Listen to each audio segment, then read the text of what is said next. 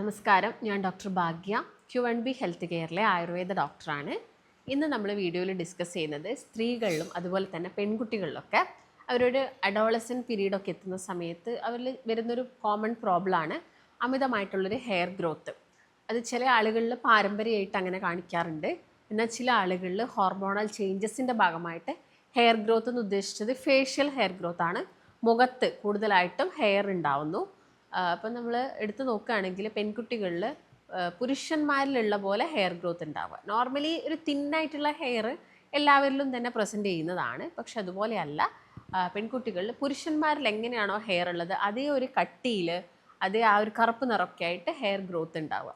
അപ്പം ഇങ്ങനൊരു hair growth കൂടുതലും കാണിക്കുന്നത് ഒന്ന് അവരുടെ മീശ ഉള്ള ഭാഗങ്ങളിൽ, മറ്റൊന്ന് താടിയുടെ ഏരിയയിൽ കാണിക്കാറുണ്ട്.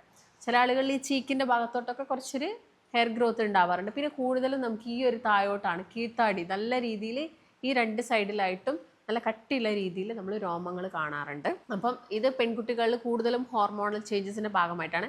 ഒരു ചെറുതായിരിക്കുന്ന സമയത്തോ അല്ലെങ്കിൽ വളരെയധികം കുഞ്ഞായിരിക്കുന്ന സമയത്തൊന്നും ഇത്തരം പ്രശ്നങ്ങളൊന്നും കാണിക്കാറില്ല. അപ്പോൾ അവർ വലുതായി ആ ഒരു അഡോളസെൻറ്റ് പീരീഡൊക്കെ എത്തി. അപ്പം ചിലപ്പം പെൺകുട്ടികളിലൊക്കെ ആണെങ്കിൽ പീരീഡ്സ് എല്ലാം ആയി കഴിഞ്ഞതിന് ശേഷമായിരിക്കാം ഇങ്ങനെയുള്ളൊരു ചേഞ്ചസ് നമുക്ക് കാണാൻ സാധിക്കുന്നത്. അപ്പോൾ അതിൻ്റെ ഒരു പ്രധാനപ്പെട്ട റീസൺ ഞാൻ പറഞ്ഞു. ഒന്ന് ഹോർമോണൽ ചേഞ്ചസ് ആണ്. രണ്ടാമതായിട്ട് ഞാൻ പറഞ്ഞു പാരമ്പര്യമായിട്ട് അങ്ങനെ വരുന്ന ആളുകളിലും നമ്മൾ കാണാറുണ്ട് അങ്ങനത്തെ പ്രശ്നങ്ങൾ. അപ്പോൾ ഇന്നിപ്പോൾ അതിനൊക്കെ ഒരുപാട് റെമഡീസ് കാര്യങ്ങളൊക്കെ ഉണ്ട്. ഇപ്പം ഒരുപാട് ഹെയർ റിമൂവൽ ആയിട്ടുള്ള ട്രീറ്റ്മെൻറ്റ്സ് ഇപ്പം അവൈലബിൾ ആണ്. അതുകൊണ്ട് തന്നെ പലരും അത് യൂസ് ചെയ്യുന്നത്. ഇപ്പോൾ തന്നെ ഹെയർ റിമൂവ് ചെയ്യുന്ന ക്രീംസ് യൂസ് ചെയ്യുന്നു. അങ്ങനെ തന്നെ നമ്മളിപ്പം പാർലറിലൊക്കെ പോയി കഴിഞ്ഞാൽ അത് റിമൂവ് ചെയ്യേണ്ട ഒരുപാട് മെത്തേഡ്സ് കാര്യങ്ങളൊക്കെ തന്നെ ഇപ്പം അവൈലബിൾ ആണ്. ഇപ്പം കൂടുതൽ ആളുകളാണെങ്കിലും ലേസർ ട്രീറ്റ്മെൻറ്റ്സ് ഒക്കെ ഇതിന് വേണ്ടിയിട്ട് ചെയ്യാറുണ്ട്. അപ്പം ലേസർ ട്രീറ്റ്മെൻറ്റ് ചെയ്ത് കഴിഞ്ഞാലും നമ്മളതൊരു അതിനൊരു ഷെഡ്യൂളുണ്ട്. ഇത്ര സമയം കൂടുമ്പം ഈ ഒരു ലേസർ ട്രീറ്റ്മെൻറ്റ് ചെയ്തുകൊണ്ടിരിക്കുക എന്നുള്ളത്. അപ്പം അങ്ങനെ ചെയ്യുമ്പോഴാണ് നമുക്ക് ആ കാര്യമായിട്ടുള്ള ആ ഒരു റിസൾട്ടും കാര്യങ്ങളൊക്കെ കിട്ടുന്നത്. അപ്പോൾ നിങ്ങൾ മനസ്സിലാക്കേണ്ടത്, ഇപ്പോൾ PCOD ഉള്ള ആളുകളായിക്കോട്ടെ, PCOD ഉള്ള ആളുകൾക്ക് ഇങ്ങനെ ഒരു ഹെയർ ഗ്രോത്ത് ഉണ്ടെങ്കിൽ നിങ്ങൾ ട്രീറ്റ്മെൻറ്റ് എടുത്തിട്ട് ആ ഒരു ഹെയർ ഗ്രോത്തിനെ സ്റ്റോപ്പ് ചെയ്ത് കഴിഞ്ഞാലും ബോഡിയിൽ ചേഞ്ചസ് വരാം. PCODയിൽ എന്താ സംഭവിക്കുന്നത്, ഹോർമോണൽ ചേഞ്ചസ് വരുന്നുണ്ട്.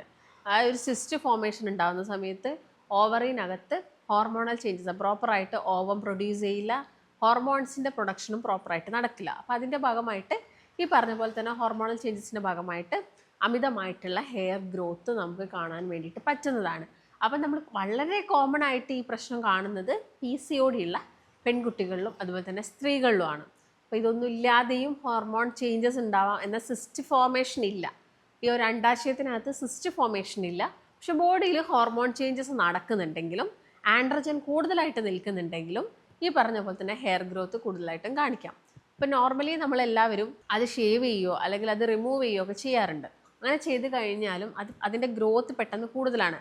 നമ്മളൊരു സ്ഥലത്ത് ഹെയർ കട്ട് ചെയ്തുകൊണ്ടിരിക്കുക അല്ലെങ്കിൽ ഹെയർ കളഞ്ഞുകൊണ്ടിരിക്കുക, പെട്ടെന്ന് അവിടെ ഹെയർ ഗ്രോത്ത് കൂടുക ചെയ്യുക. അതുപോലെ തന്നെയാണ് നമ്മുടെ ശരീരത്തിൽ നിങ്ങളത് ചെയ്തുകൊണ്ടിരിക്കുന്ന സമയത്ത് അവിടെ ഗ്രോത്ത് കൂടാനുള്ള ചാൻസസ് ഉണ്ട്. അപ്പം അത് നമുക്ക് പ്രിവെൻറ്റ് ചെയ്യണമെങ്കിൽ ആദ്യം നമ്മൾ വന്ന കണ്ടീഷൻ എന്ത് ചെയ്യണം, ട്രീറ്റ് ചെയ്യേണ്ടത് നിർബന്ധമാണ്. അപ്പോൾ PCOD എന്ന് പറയുന്നത് പോളിസിസ്റ്റിക് ഒവാരിയൻ ഡിസീസ് ആണ്. ഒരുപാട് സിസ്റ്റുകളായിട്ട് ആളുകളിൽ കാണിക്കാറുണ്ട്. മൾട്ടിപ്പിൾ സിസ്റ്റ് ഫോർമേഷൻ ഓവറീസിൽ കാണിക്കാറുണ്ട്. അതുപോലെ തന്നെ ചെറിയ ചെറിയ സിംഗിൾ സിസ്റ്റുകളായിട്ടും ഇങ്ങനെ ഓവറീസിൽ കാണിക്കാറുണ്ട്.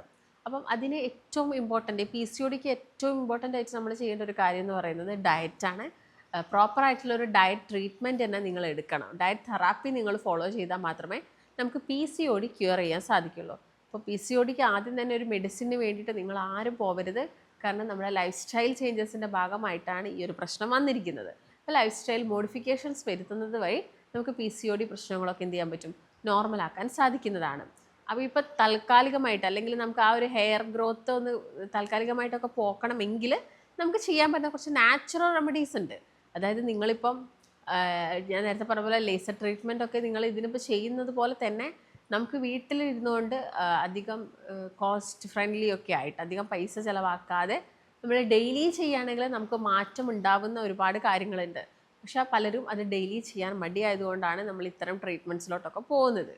അപ്പോൾ നമുക്കത് ഡെയിലി ചെയ്യാൻ പറ്റുന്ന ഒരുപാട് കാര്യങ്ങളുണ്ട്. അപ്പോൾ നമ്മുടെ ഫേസിലൊക്കെയാണ് ഈ ഒരു ഹെയർ ഗ്രോത്ത്, അല്ലെങ്കിൽ നമ്മുടെ അപ്പർ ലിപ്പ് അല്ലെങ്കിൽ ഈ ലോവർ ചിൻ ഏരിയയിലൊക്കെയാണ് ഹെയർ ഗ്രോത്ത് എങ്കിൽ നമുക്ക് നാച്ചുറലായിട്ട് കിട്ടുന്ന മഞ്ഞൾ, പച്ച മഞ്ഞൾ, നിങ്ങൾ എല്ലാ ദിവസവും പച്ച മഞ്ഞൾ അരച്ചിട്ട് നിങ്ങളുടെ ഹെയറിൽ അപ്ലൈ ചെയ്യുന്നുണ്ടെങ്കിൽ ആ ഒരു രോമത്തിൻ്റെ കുറച്ച് കട്ടിയും കുറയും, അതുപോലെ തന്നെ ആ ഒരു കളറും കുറച്ച് ഡിം ആവുന്നത് നിങ്ങൾക്ക് കാണാൻ സാധിക്കും. അതുപോലെ തന്നെ അത് തന്നെ ഓട്ടോമാറ്റിക്കലി കുറേ, അതായത് നിങ്ങൾ ഒരു മാസമോ 2 മാസമോ മാത്രം ഈ ഒരു പച്ചമഞ്ഞൾ തേച്ചിട്ട് കാര്യമില്ല, കണ്ടിന്യൂസ് ആയിട്ട് ഒരു 6 മന്തൊക്കെ നിങ്ങൾ കണ്ടിന്യൂസ് ആയിട്ട് തേക്കുന്നുണ്ടെങ്കിൽ, അതായത് ഇപ്പോൾ ഒരു അഡോളസെൻ്റ് പീരീഡ് എന്ന് പറയുമ്പോൾ നിങ്ങൾ ചിലപ്പോൾ പഠിക്കുന്ന സമയമായിരിക്കാം. ഈ പഠിക്കുന്ന സമയത്ത് നമുക്ക് വേറെ കൂടുതലായിട്ടൊന്നും ചെയ്യാനും ആലോചിക്കാനും ഒന്നും ഇല്ലെങ്കിൽ നമുക്ക് ഇതെല്ലാ ദിവസവും ചെയ്യാൻ പറ്റുന്നൊരു കാര്യമാണ്. നല്ല പച്ചമഞ്ഞൾ വാങ്ങിയിട്ട് അരച്ചിട്ട് നമ്മുടെ കംപ്ലീറ്റ് ഫേസിൽ അപ്ലൈ ചെയ്ത് കൊടുക്കാം. അപ്പോൾ അതെന്ത് ചെയ്യുക, നന്നായിട്ട് ഉണങ്ങി പിടിച്ചിട്ട് അത് ജസ്റ്റ് വാഷ് ചെയ്ത് കളയുക. ഇത് നമുക്ക് ചെയ്യാൻ പറ്റുന്നൊരു കാര്യമാണ്. അല്ലെങ്കിൽ നമുക്ക് പച്ച പപ്പായ ഇട്ടും അതും പച്ചമഞ്ഞളും കൂടി അരയ്ക്കുക, എന്നിട്ട് ഫേസിൽ അപ്ലൈ ചെയ്ത് കൊടുക്കുക. ഇതും ഡെയിലി ചെയ്യണം നിങ്ങൾ. ഈ പറയുന്ന കാര്യമൊക്കെ ഞാൻ ഡെയിലി ചെയ്യേണ്ടതാണ്. ഇത് നിങ്ങൾ ഒരാഴ്ചയോ 2 ആഴ്ചയോ തേച്ചാൽ നിങ്ങൾക്ക് റിസൾട്ട് കാണില്ല.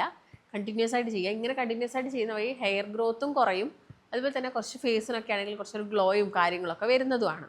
അതുപോലെ തന്നെ നമുക്ക് കസ്തൂരി മഞ്ഞൾ കിട്ടുന്നുണ്ടെങ്കിൽ അതും ജസ്റ്റ് പാലിൽ മിക്സ് ചെയ്തിട്ട് നമ്മുടെ ഫേസിൽ അപ്ലൈ ചെയ്തത് വഴി നമുക്ക് ഇത്തരം പ്രശ്നങ്ങളൊക്കെ എന്ത് ചെയ്യാൻ പറ്റും, കുറച്ചെടുക്കുന്നതിന് നല്ലതാണ്. അപ്പോൾ ഈ പറഞ്ഞ കാര്യങ്ങളൊക്കെ ഒന്ന് നിങ്ങൾ ട്രൈ ചെയ്ത് നോക്കുക. ഇത്തരം ബുദ്ധിമുട്ടുകൾ അല്ലെങ്കിൽ അമിതമായിട്ടുള്ള ഹെയർ ഗ്രോത്തും കാര്യങ്ങളൊക്കെ നമുക്ക് കുറയ്ക്കാൻ സാധിക്കും. പക്ഷേ അതിൻ്റെ സൈഡിലൂടെ നിങ്ങൾ PCODക്ക് ട്രീറ്റ്മെൻറ്റ് എടുത്താൽ മാത്രമേ നിങ്ങൾക്ക് പ്രോപ്പറായിട്ടുള്ള റിസൾട്ട് ഉണ്ടാവുള്ളൂ. അപ്പോൾ അതിന് വേണ്ടിയിട്ടുള്ള കാര്യങ്ങളും കൂടി നിങ്ങൾ ചെയ്യണം. അപ്പോൾ നിങ്ങൾക്ക് ഇത്തരം ബുദ്ധിമുട്ടുകളുണ്ട്, PCOD പ്രശ്നങ്ങളുണ്ട്, ഒരു കൺസൾട്ടേഷൻ അത്യാവശ്യമായിട്ടുണ്ടെങ്കിൽ താഴെ കാണുന്ന നമ്പറിൽ കോൺടാക്റ്റ് ചെയ്യാം. മറ്റൊരു നല്ല ഹെൽത്ത് ടോപ്പിക്കായിട്ട് വീണ്ടും കാണാം. നന്ദി.